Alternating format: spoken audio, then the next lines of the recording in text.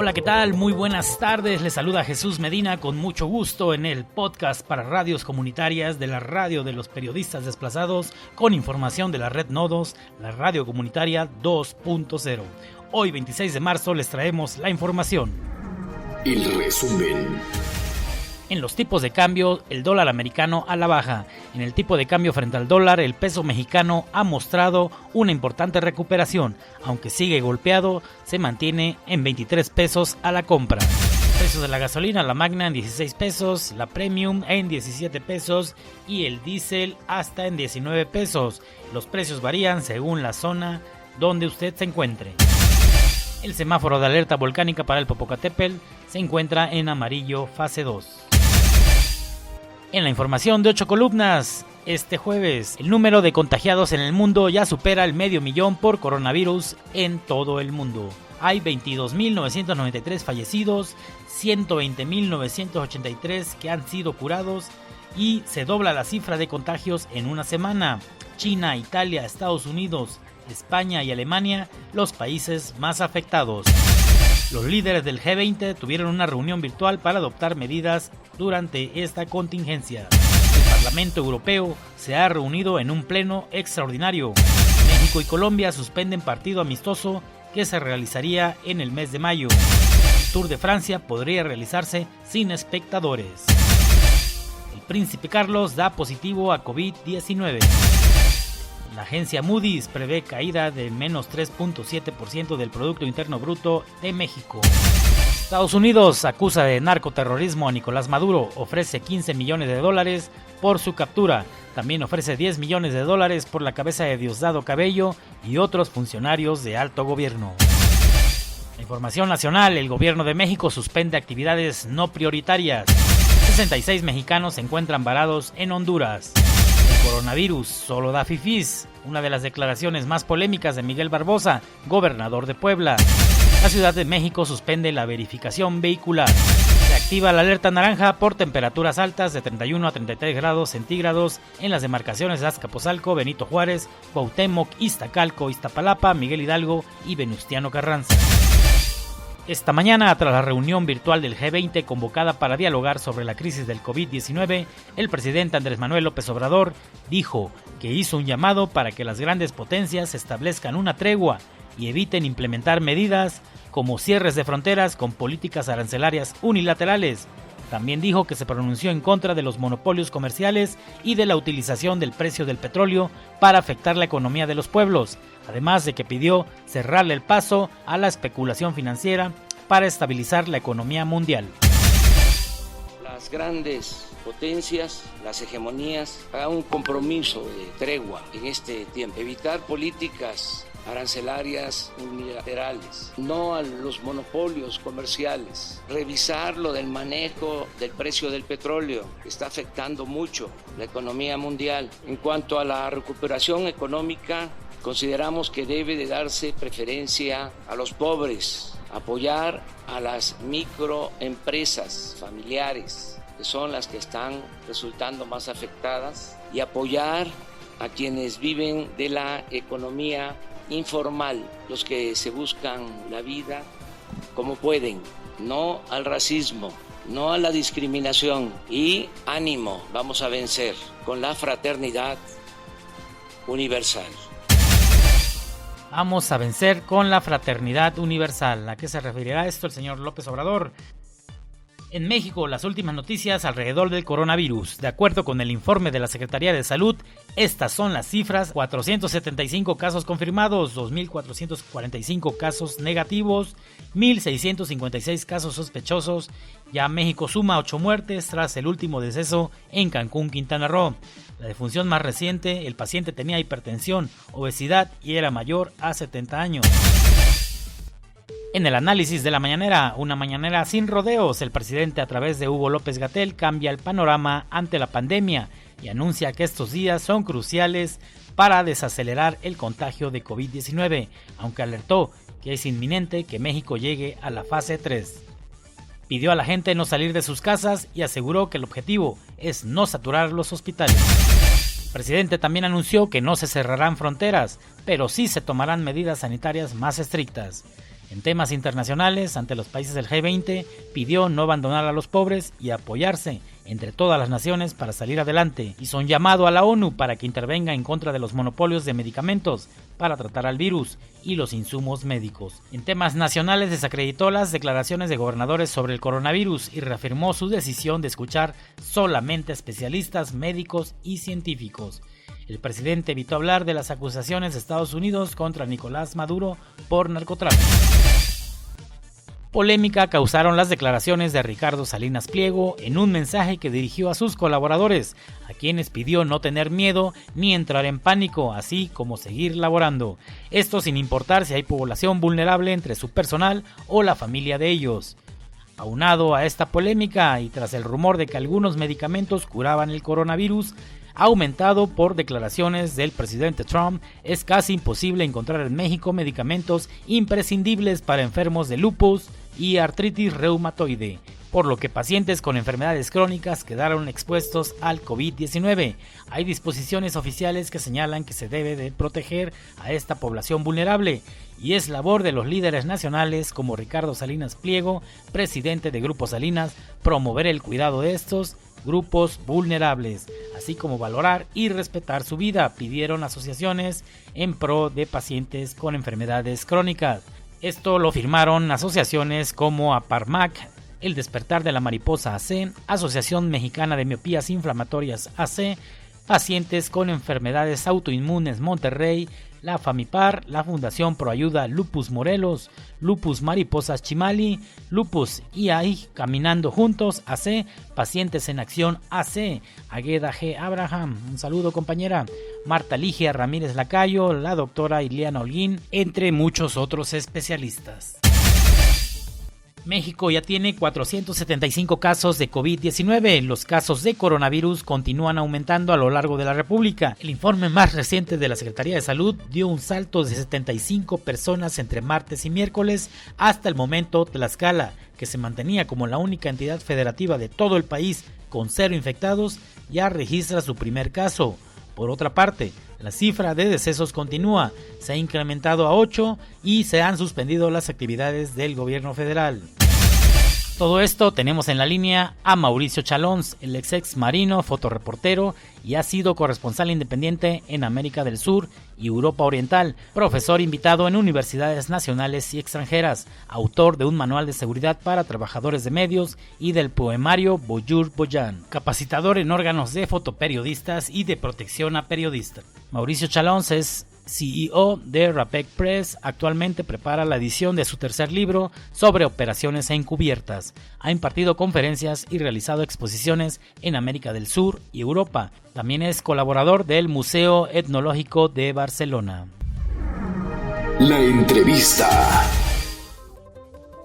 Hola, ¿qué tal, Mauricio Chalons? ¿Cómo estamos? ¿Cómo estás? Mauricio, muy buenas noches. Estoy grabando el podcast para la transmisión de Nación 14 y la Agencia Regional de Periodismo para el Estado de Morelos. ¿Cómo te encuentras? Muy bien, gracias. Saludos a todos los radioescuchas, en este caso del podcast. Un saludo para todos, tanto en el Estado de Morelos como en el resto del país, donde nos puedan escuchar. Muchas gracias, Mauricio. ¿Cómo te la estás pasando en estos días de aislamiento, Mauricio? Yo tengo por costumbre leer, así es que he dedicado este tiempo a leer, a pensar un poco en las consecuencias de todos estos actos internacionales. Todas estas medidas que se han tomado a nivel internacional por el caso del COVID-19. No.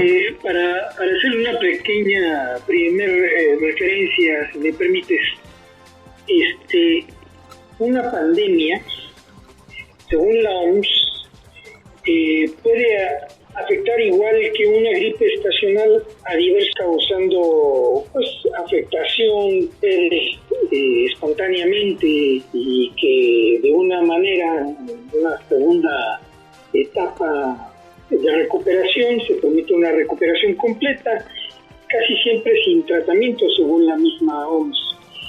Por lo general, la gripe estacionaria afecta con su mortalidad relacionada a los ancianos, mientras que casos más graves aquejan a personas que padecen una serie de enfermedades y trastornos subyacentes.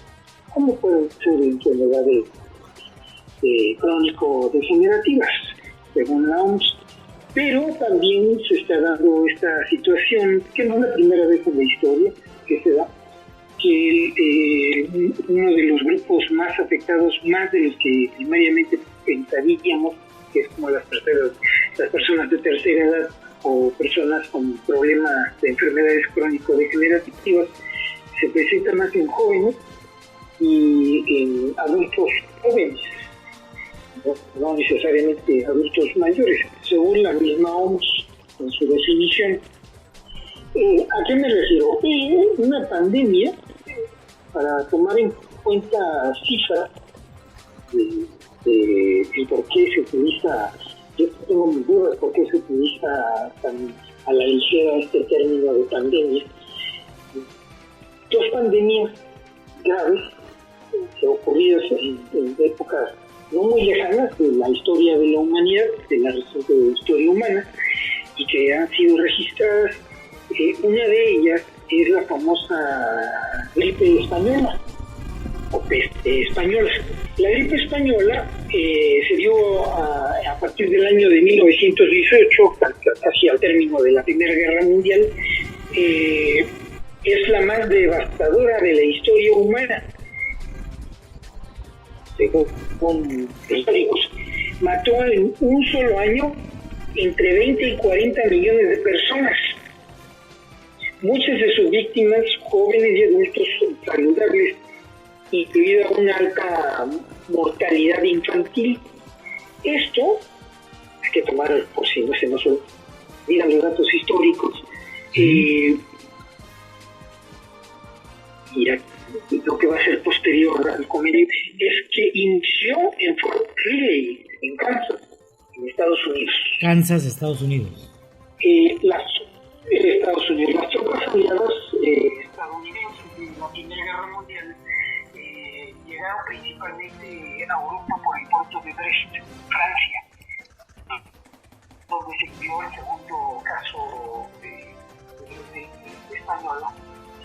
Se le da este nombre porque en medio de la Primera Guerra Mundial había mucha censura, que en la vida en los conflictos mundiales, mucha censura, pero en España, como España no participó en esta guerra, España sí registró en sus diarios, en sus periódicos, en sus medios de la época. Sí.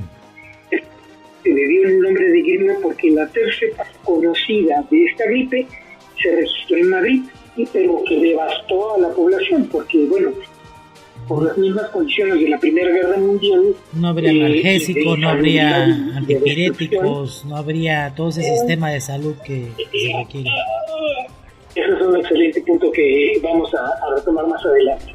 La segunda gran epidemia registrada en el mundo es la que mencionaste en algún momento, la peste negra, que afectó a Eurasia entre 1347 y 1353, con estimaciones de unos 25 millones de muertos solo en Europa.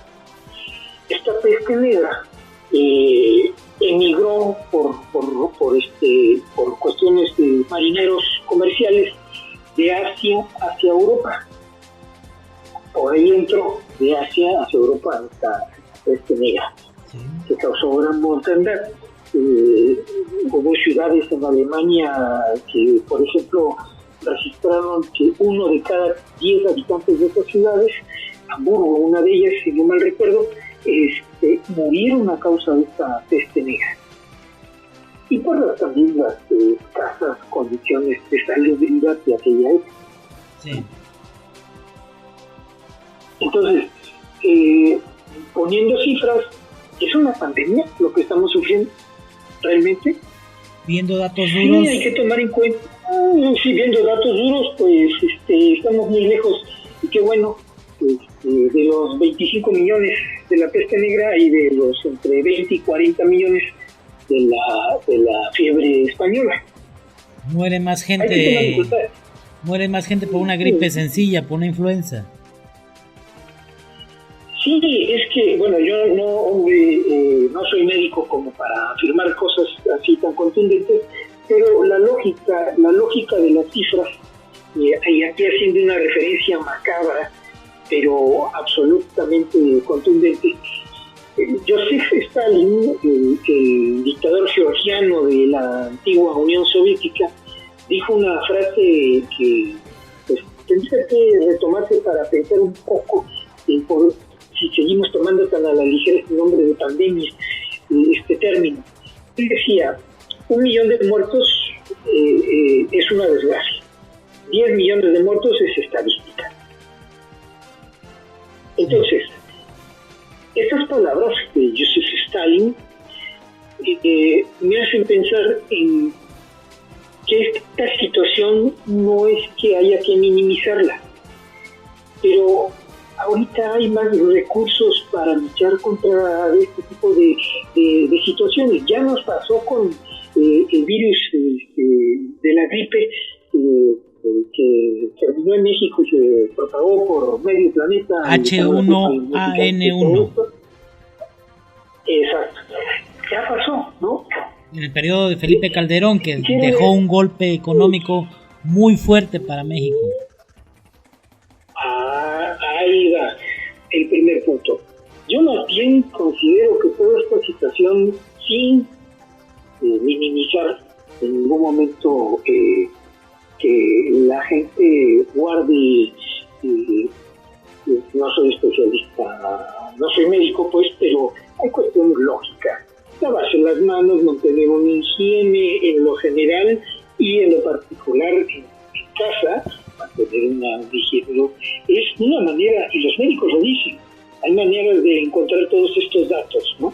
Los médicos lo dicen, es que si la gente mantiene un procedimiento de limpieza diario, sin ser exagerados, porque lo único que estamos haciendo es que, como la vez pasada, los beneficiarios de todo esto fueron las grandes farmacéuticas, los grandes laboratorios clínicos a nivel internacional. Con la complicidad de la OMS, según tengo entendido, hubo una complicidad con la Organización Mundial de la Salud. Pues también empezaron con esto de la pandemia y casi decían que iba a desaparecer la humanidad, lo cual es una soberana brutalidad de decirlo, pensarlo siquiera, porque las condiciones de la ciencia no son las mismas del año 1353 al año 2020. Aquí lo que falta es solidaridad. Mauricio. No en el uso vano de la palabra, ¿no? Mauricio, en Italia ya se superan los 7.503 muertes por coronavirus. México apenas hace unos momentos se acaba de actualizar la cifra y nos decía López-Gatell, quien está coordinando la información sobre el coronavirus en México, que en México ya a partir de mañana mismo se cesan todas las actividades de gobierno por lo que está ocurriendo alrededor de las muertes por coronavirus. 475 casos y 6 muertes en México. ¿Son exageradas las medidas? ¿Cuántos mexicanos somos? 475 casos confirmados. ¿Cuántos mexicanos somos? ¿120 y tantos millones? Exactamente, No recuerdo bien la más cifra. o menos por ahí. No soy matemático, pero no sé qué porcentaje de la población represente. No, .00001. No Muy sé. bien. Es una cuestión, pienso yo, más que nada, de responsabilidad sobre nuestra higiene, sobre cuidar nuestra salud. Me ha tocado ver en estos días gente aún con toda esta situación que estornuda y no tiene ni la amabilidad de poner el antebrazo para cubrirse el estornudo, ¿no? Por pura educación. Es cuestión de principios de educación. de respeto para sí mismo y respeto para los demás. Porque si lo pensamos con lógica, a ver, es que hay que poner una distancia en los restaurantes, ¿no? Cada ciertas mesas que no se pueden ocupar. Perfecto. Pero pongamos que un grupo de amigos, un grupo de familiares, vienen de 4 puntos cardinales de la Ciudad de México o de cualquier pueblo del país o del planeta Tierra. Sí. Se sientan en ese espacio confinado, alejados de sus congéneres humanos. Y no te dicen que alguno de ellos viene contagiado de algún tipo de gripe, ya olvídate el coronavirus. O sea, las medidas draconianas siento yo que van más emparejadas con el negocio del miedo, del control de masas. A ver, vamos a entrar a un tema muy, muy delicado. Estamos hablando de terrorismo psicológico, estamos hablando de medidas militares comprobadas a nivel internacional, a manera de comprobar esto. El terrorismo psicológico se puede utilizar militarmente de muchas maneras para controlar espacios muy determinados o que son objetivos por algún motivo de alguna potencia. Esto no nada más beneficia a sus allegados, sino, si te das cuenta, qué casualidad, ¿no? La guerra comercial entre Estados Unidos y China, los levantamientos sociales en contra de golpistas como la señora Añez en Bolivia, el descontento popular chileno, del pueblo chileno en contra del gobernante de extrema derecha, Piñera, y otros tantos casos en América Latina, por poner América Latina, ejemplo. Entonces, vemos dos contrapartes muy claras, ¿no? Los Estados Unidos no haciendo nada, ni apoyando ni a su propio país, ni apoyando a sus supuestos aliados que tanto dicen estimar en la OTAN, ¿no? Aquí es el caso de Italia. Los enemigos comunistas, como dicen algunos europeos todavía, que parece que no se enteraron que el comunismo ya desapareció hace mucho tiempo. Los rusos, el ejemplo de los rusos, ¿no?, que están llegando a Italia. Nunca te hubieras imaginado en este año 2020 tropas rusas en vehículos militares, obviamente especializados, médicos especializados, pero militares al fin y al cabo, transitando por Italia, ¿no?, para llevar ayuda. Es algo histórico eso. Golpeados. Lo simpático es que ni Europa se ayuda a sí misma y vienen los odiados rusos, los tan mentados, odiados y enemigos declarados de Europa y Estados Unidos, los rusos, estos malvados comunistas, y empiezan a ayudar. Los chinos empiezan a ayudar y la gente está aceptando la ayuda de una u otra manera y los reciben bien, que es lo mejor de todo, y se están dando cuenta quiénes son tus amigos y quiénes no son tan amigos como decían que eran. ¿Dónde queda Estados Unidos? Claro, estamos hablando de Estados Unidos. Estados Unidos lo que busca es su negocio, cómo seguir ganando, cómo seguir explotando a terceros países que no tienen manera de defenderse. Y una buena manera, porque los tres grandes negocios de la actualidad son la venta de armas, las guerras y el miedo. El miedo es muy rentable. O sea, han llegado al extremo casi de decirles, oye, no saludes ni a tu pariente. No. Mauricio, ¿tú consideras que estamos bajo ataque, todas las naciones están bajo ataque, las que están viviendo esto? Mira, en mi muy particular opinión, no tengo la verdad, no es mi intención ir por el mundo diciendo que tengo la verdad, es una opinión personal. He vivido en suficientes países. Estuviste cubriendo Europa Oriental, América del Sur. Cubriendo zonas de conflicto y posconflicto, ¿no? Y en todas ellas hay una cuestión en común. Los alcances Por ejemplo, los Balcanes es una región, no hay nadie que te lo pueda negar, es una región, sí, políticamente inestable, siempre lo ha sido a lo largo de su historia, pero también quien controle los Balcanes controla las dos partes de Europa Oriental y Europa Occidental. Entonces siempre ha sido un lugar disputado por su ubicación geográfica estratégica. América Latina, los recursos hídricos, los extensos recursos naturales de litio, oro, petróleo, gas natural que hay en América Latina, están codiciados por las grandes potencias, que viven de eso, de explotar impunemente a terceros países. Tienen una gran vida, se dan la gran vida porque se dedican a saquear a terceros países.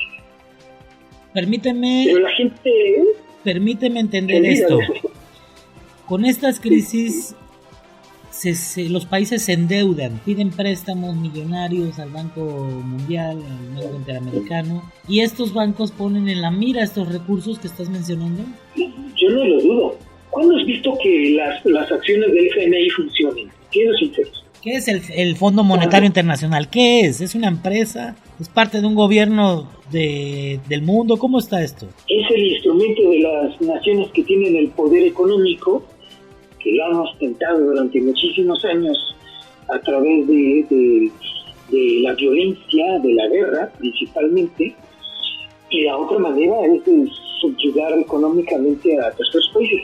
Porque, dime, sinceramente, si lo analizamos un poco, lo pensamos un poco, aunque no seamos economistas, pero mejor si tenemos amigos economistas y les preguntamos, la pregunta es, ¿han seguido las medidas del FMI? Estas restricciones a los derechos laborales de la persona, esta disminución de los días de descanso, porque los días de descanso aumentan en Europa del Norte, en otros países, pero en el tercer mundo, olvídate, eres un esclavo. Entre más deuda, más interés, es más la esclavitud para los habitantes del país. Claro, porque hay que ser claros.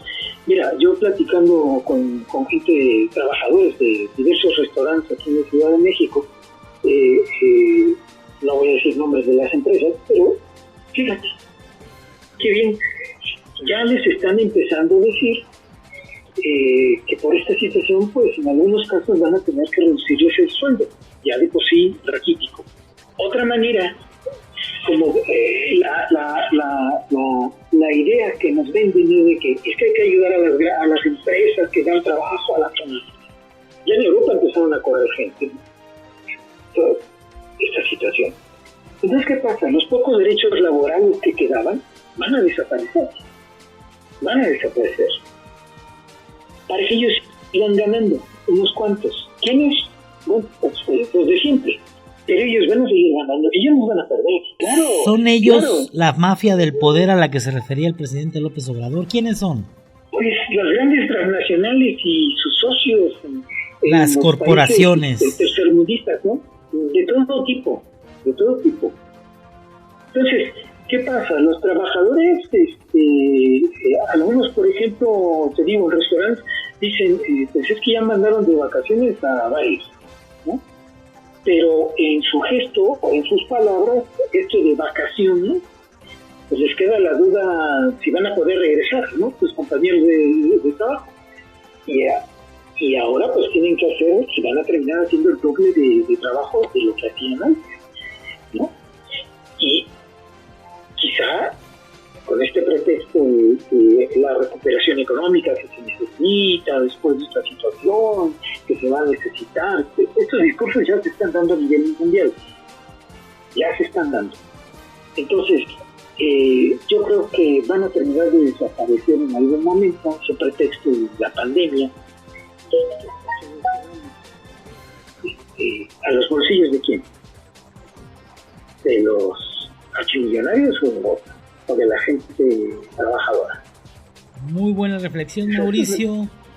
Tu escenario, ¿cuál es tu escenario? ¿Mes de mayo, junio? ¿Qué estará pasando para esos meses? El golpe a la cartera viene fuerte, el desempleo que tú mencionas, es importante decirlo, va a venir una ola. ¿Qué más? Yo pienso que esto tiene que dar pie a una resistencia civil inteligente, pero de toda la sociedad humana. No estoy hablando de un país en específico, de toda la sociedad humana. ¿Por qué? Ok, muy bien, perfecto. Pues entonces hay que dejar de comprar las grandes transnacionales para los mercados sus productos, que por lo regular es productos basura en su mayoría de los casos. La verdad, que siendo sinceros, no es que nos vendan un producto de alta calidad. Entonces, la gente, pues, a autocultivar, hacer huertos comunitarios, es la manera de hacer una resistencia pacífica, inteligente y efectiva. Empezar a disminuir sus ganancias. Porque los ricos son más ricos entre más pobres hayan.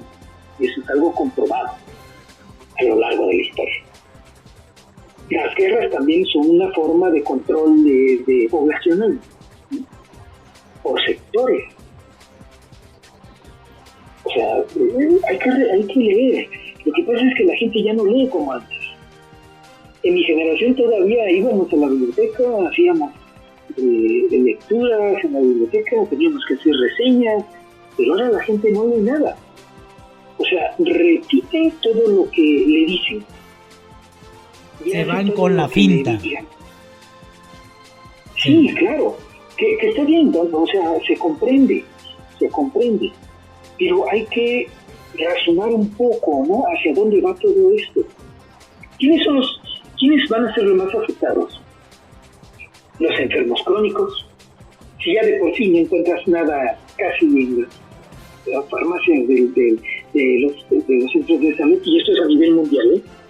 En el primer mundo, pues tienen convenios, y bueno, 2, 3, ya ahí va, ¿no? Pero el tercer mundo, que es la gran mayoría de la humanidad, no tiene ni una aspirina normalmente las farmacias de los centros de salud, sean comunitarios o grandes hospitales. ¿Por qué? Si le preguntáramos a los radioescuchas por sus parientes que están que tienen sobre todo enfermedades crónicas degenerativas, habría que preguntar de estos gobiernos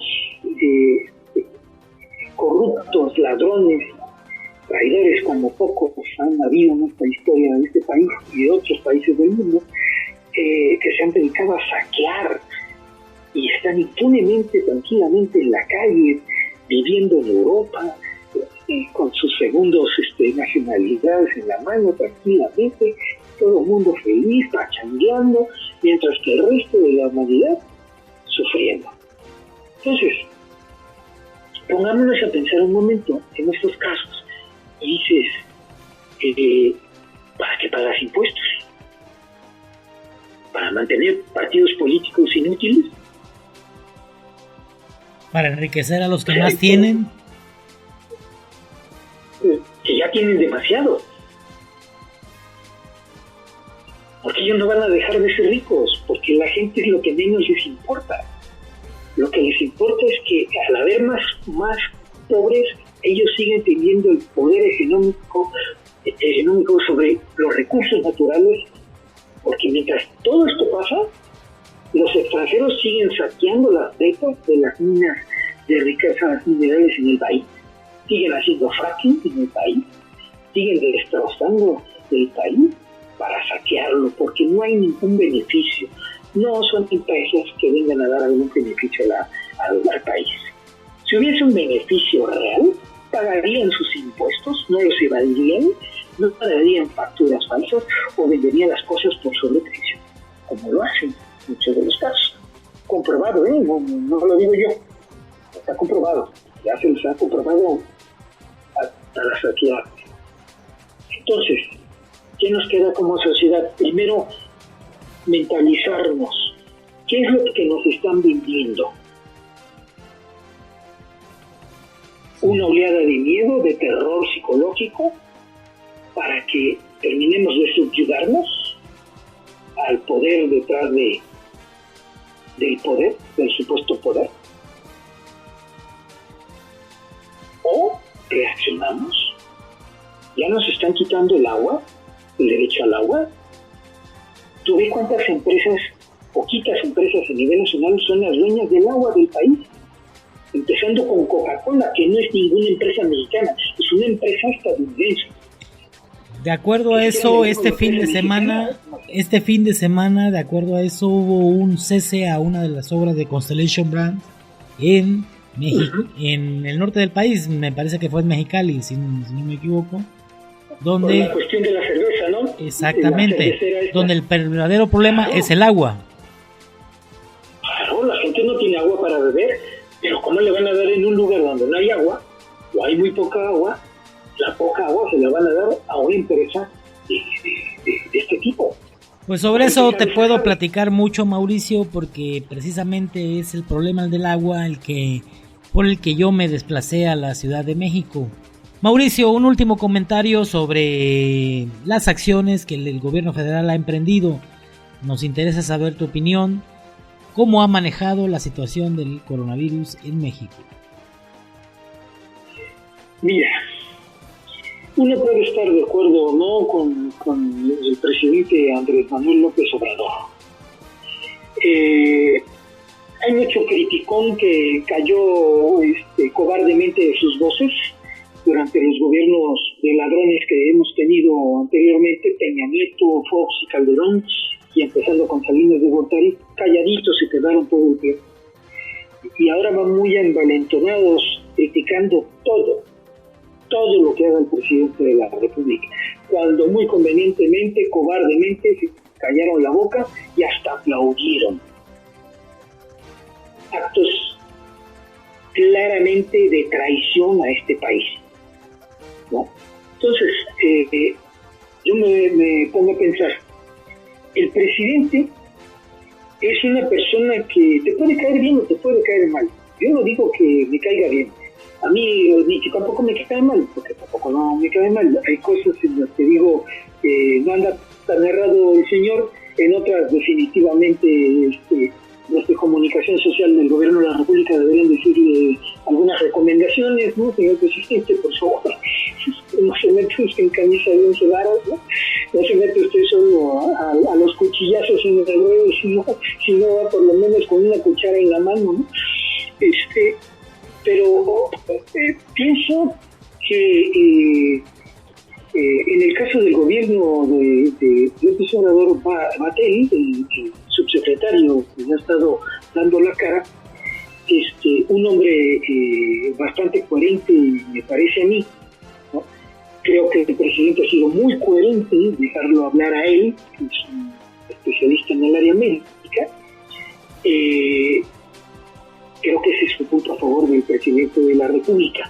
Ha sido lo suficientemente inteligente para dejar que alguien que tiene que ver con salud hable, ¿no? Y al que pusieron a hablar, yo no sé si lo propuso el secretario de Salud o lo conocía antes del presidente Andrés Manuel López Obrador, es un tipo coherente, ecuánime. Yo creo que el gobierno de la República ha hecho lo correcto, paso a pasito, tratando inteligentemente, y además eso coherente, es lo real, no meter pánico a la gente, porque estas compras de pánico, de papel higiénico, de comida enlatada, en vez de comer comida enlatada, ¿por qué no comen frutas y verduras?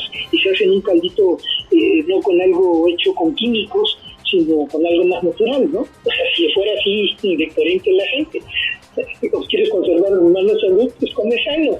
Y comer cosas enlatadas no es lo más sano aquí en China, ¿no? A esas cuestiones es a lo que voy, ¿no? El miedo a quién le beneficia. Creo que el gobierno ha sido prudente sería la palabra. Muchas gracias, Mauricio. ¿Tú vas a seguir el protocolo? ¿Te vas a guardar estos días? ¿Qué pretendes hacer estos días? ¿Vas a estar cubriendo en la primera línea como acostumbras? Pues sí, yo lo que hago todos los días es observar a la gente, escucharla, prestar atención a lo que dice, cómo actúa, cómo se mueve. Cuestionablemente que para quien conoce nuestra querida Ciudad de México, es rarísimo ver tan pocos autos y tan poca gente en la calle. O sea, sí, pues así es raro. O sea, ver un cielo límpido en la Ciudad de México es raro. Ahí también es una muestra de cómo la humanidad ha afectado a la naturaleza. Cómo la humanidad, en su afán de consumismo, porque eso es a lo que va finalmente todo, ¿no? Pues ahora consume, pues no consume frutos y verduras, pero consume alimentos tratados, ¿no? Consume geles para las manos al por mayor y no los encuentras, ¿no? Y yo no dudo que hay empresas que las tienen guardaditas, ¿no? ¿Para qué? Para que vaya aumentando el precio y ya cuando quiera el precio que a ellos les conviene más, sacarlo. Oye, es que ya producimos más, ¿no? Por favor, es una cuestión de economía de mercado. Hay que también tener que pensar en ello. Entonces, ¿a quiénes vamos a ayudar? ¿A nosotros? ¿O a que se hagan más ricos los pocos que son ricos realmente? Palabras muy profundas. Mauricio Chalons, fotoperiodista del hermoso estado de Chiapas. Muchas gracias, Mauricio. Estaremos muy atentos a la información que se siga generando y volveremos a contactar contigo para que nos des tu visión desde la perspectiva de la primera línea, vamos a llamarle a esta sección. Querido auditorio, como bien lo ha escuchado, vamos a regresar con esta cápsula y volvemos con ustedes. Muchas gracias. La entrevista.